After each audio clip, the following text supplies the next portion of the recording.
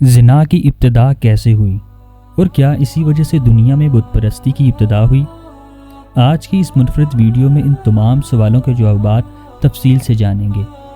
ناظرین، قرآن مجید فرقان حمید میں اللہ رب العزت نے ارشاد فرمایا، اور زنا کے قریب بھی مت جاؤ، بے شک وہ بڑی بے حیائی ہے اور برائی کا راستہ ہے۔ ناظرین، کیا آپ جانتے ہیں کہ زنا کی ابتدا کب اور کیسے ہوئی؟ کائنات عالم میں سب سے پہلے کس بدبخت انسان نے اس گناہ کا ارتکاب کیا؟ اسلام میں زنا کی کیا سزا ہے؟ تو شروع کرتے ہیں آج کی ویڈیو، لیکن اس سے پہلے آپ سے درخواست ہے کہ اگر ابھی تک آپ نے انفارمیشن ہب کے چینل کو سبسکرائب نہیں کیا تو کائنڈلی چینل کو سبسکرائب بھی کر دیں اور ساتھ لگے بیل کے آئیکن پر لازمی کلک کیجئے۔ تو شروع کرتے ہیں آج کی ویڈیو۔ ناظرین، تمام انسانوں کے باپ حضرت آدم علیہ السلام اور حضرت اماں حوا علیہ السلام نے اللہ رب العزت کے حکم کی نافرمانی کرتے ہوئے ابلیس کے بہکاوے میں آ کر جب شجر ممنوعہ کا پھل کھایا تو اللہ رب العزت نے حضرت آدم علیہ السلام اور حضرت حوا علیہ السلام کو جنت سے نکال کر زمین پر اتار دیا، اور پھر اللہ تعالیٰ کے حکم سے حضرت آدم علیہ السلام اور حضرت حوا علیہ السلام کے ہاں اولاد پیدا ہوئی۔ بعض روایات کے مطابق حضرت حوا علیہ السلام کو 20 حمل ٹھہرے، جس سے 40 بچے پیدا ہوئے، اور ہر حمل سے ایک لڑکا اور ایک لڑکی کی پیدائش ہوئی۔ حضرت آدم علیہ السلام چونکہ کائنات عالم کے پہلے انسان تھے اور زمین پر حضرت انسان کی نسل بڑھانے کے لیے ایک عمل سے پیدا ہونے والے لڑکی کی شادی دوسرے حمل سے پیدا ہونے والی لڑکی کے ساتھ کر دی جاتی تھی، اور ایک حمل کے بہن بھائی آپس میں اللہ کے حکم سے بہن بھائی قرار پاتے تھے۔ ناظرین، اسی دوران حضرت آدم علیہ السلام کے ہاں قابیل اور حابیل 2 بیٹے پیدا ہوئے۔ قابیل کی بہن اکلیمہ بہت زیادہ خوبصورت تھی، جبکہ جو لڑکی حضرت حابیل علیہ السلام کے ساتھ پیدا ہوئی تھی وہ اتنی خوبصورت نہیں تھی۔ چنانچہ جب یہ بچے بڑھ کر جوان ہوئے اور ان کی آپس میں شادی کا وقت آیا تو قابیل نے حضرت حابیل علیہ السلام کی بہن کے ساتھ نکاح کرنے سے انکار کر دیا اور کہنے لگا، یہ تو بالکل بھی خوبصورت نہیں ہے، میں اپنی بہن اکلیمہ کے ساتھ شادی کرنا چاہتا ہوں۔ یہ معاملہ اس قدر بڑا کہ حضرت آدم علیہ السلام نے حکم دیا کہ دونوں بھائی اللہ تبارک و تعالیٰ کی بارگاہ کے اندر اپنی اپنی قربانی پیش کریں۔ جس کی قربانی اللہ کی بارگاہ میں قبول ہوئی وہی شخص اکلیمہ کے ساتھ شادی کرے گا۔ قابیل جو کہ کاروبار کے لحاظ سے کھیتی باڑی کا کام کیا کرتا تھا، جبکہ حضرت حابیل علیہ السلام بکریاں چرایا کرتے تھے۔ چنانچہ حضرت حابیل علیہ السلام نے اللہ رب العزت کی بارگاہ کے اندر ایک خوبصورت بکری کا بچہ پیش کیا، جبکہ قابیل نے گھیوں کا گٹھا اٹھا کر اللہ رب العزت کی بارگاہ میں پیش کیا۔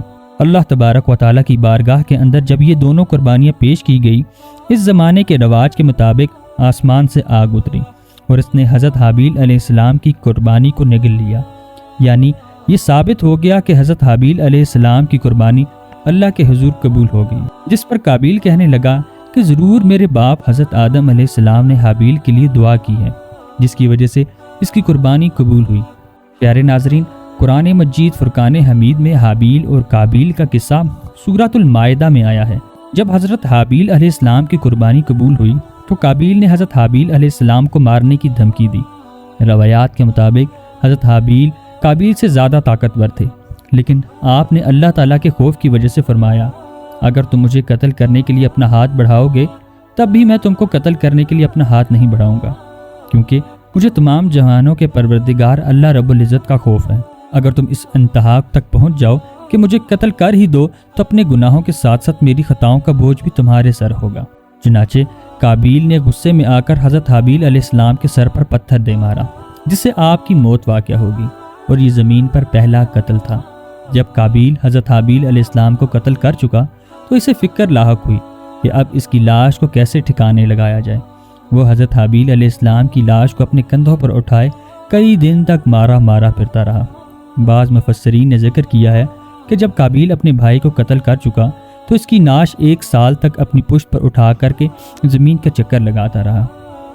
پھر اللہ تبارک و تعالیٰ کے حکم سے 2 کوے آئے اور ان دونوں نے قابیل کے سامنے جھگڑا کیا۔ ایک کوے نے دوسرے کو مار دیا اور پھر اس نے زمین کھود کر دوسرے کوے کو اس کے اندر ڈال کر اس کے اوپر مٹی ڈال دی۔ قابیل نے جب کوے کو دیکھا تو افسوس کرنے لگا کہ میں اپنے بھائی کی لاش کو بھی نہ چھپا سکا۔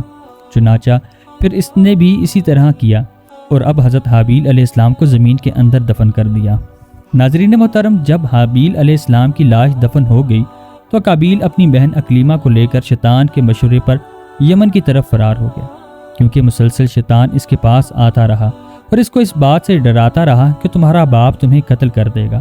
لہٰذا وہ اپنی بہن کو لے کر دور دراز وادیوں میں فرار ہو گیا، جہاں اس نے سکونت اختیار کر لی اور اپنے والد کے دین حق کو چھوڑ کر پہلے آتش پرستی بعد ازاں بت پرستی شروع کر دی۔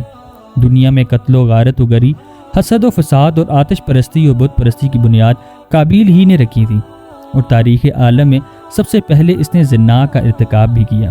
اس نے اپنی بہن اکلیمہ کے ساتھ زنا کیا، اور حضرت آدم علیہ السلام کو اپنے فرزند حابیل کے قتل کا سخت رنج و غم تھا، کیونکہ وہ ان کا جانشین تھا۔ حضرت آدم علیہ السلام اس کی یاد میں 40 سال تک روتے رہے، یہاں تک کہ اللہ تعالیٰ نے انہیں حابیل کے بدلے ایک نہایت نیک اور سعادت مند فرض عطا فرمایا۔ حضرت آدم علیہ السلام اور حضرت اماں حوا علیہ السلام نے اپنے اس بیٹے کا نام شیش رکھا، جس کے معنی ہے اللہ کا عطیہ۔ حضرت شیش علیہ السلام کو اللہ تعالیٰ نے نبوت سے سرفراز فرمایا۔ ناظرین محترم، حابیل کے قتل کے بعد قابیل اپنی بہن اکلیمہ سے شادی کر کے یعنی زنا کر کے، جس کے بعد زنا کی ابتدا ہوئی، اسلام میں ایک بہت بڑا گناہ شمار کیا گیا ہے۔ اسلام نے ایسا کرنے والوں کی سزا دنیا میں بھی رکھی ہے اور مرنے کے بعد بھی۔ اللہ تعالیٰ کے ہاں اس کام کی سخت سزا ہے۔ زنا کے بارے میں احادیث اور قرآن مجید فرقان حمید میں مختلف روایات موجود ہیں۔ اللہ رب العزت نے قرآن مجید میں فرمایا، زنا کار عورت اور مرد میں سے ہر ایک کو 100 کوڑے لگاؤ، اور ان پہ اللہ کی شریعت کی حد جاری کرتے ہوئے تمہیں ہرگز ترس نہیں آنا چاہیے، اگر تمہیں اللہ پر اور قیامت کے دن پر یقین ہے تو ان کی سزا کے وقت مسلمانوں کی ایک جماعت موجود ہونی چاہیے۔ ناظرین، زنا کی شرعی سزا یہ ہے کہ اگر بالغ شادی شدہ مرد یا عورت زنا کرے تو اس کو سنسار کیا جائے، یعنی پتھر مار مار کر قتل کر دیا جائے، اور اگر غیر شادی شدہ اس حرکت کا مرتکب ہو جائے تو اس کو 100 کوڑے مارے جائیں، اور یہ سزائیں سرعام مجمع میں ہوں تاکہ لوگ اس سے عبرت حاصل کریں۔ محترم ناظرین، اللہ تعالیٰ سے دعا ہے کہ ہمیں اس کبیح فعل سے ہمیشہ ہمیشہ محفوظ رکھے، تاکہ ہمیں آخرت میں جو نعمتیں ملے گی وہ ہم سے کہیں دور نہ ہو جائیں۔ امید ہے آج کی ویڈیو آپ کو پسند آئی ہوگی۔ ایسی مزید انفارمیٹک ویڈیو کے لیے ہمارے چینل کو سبسکرائب، اس ویڈیو کو لائک اور بیل آئیکن پر لازمی کلک کیجیے گا۔ والسلام، اللہ تعالیٰ ہم سب کا حامی و ناصر ہو۔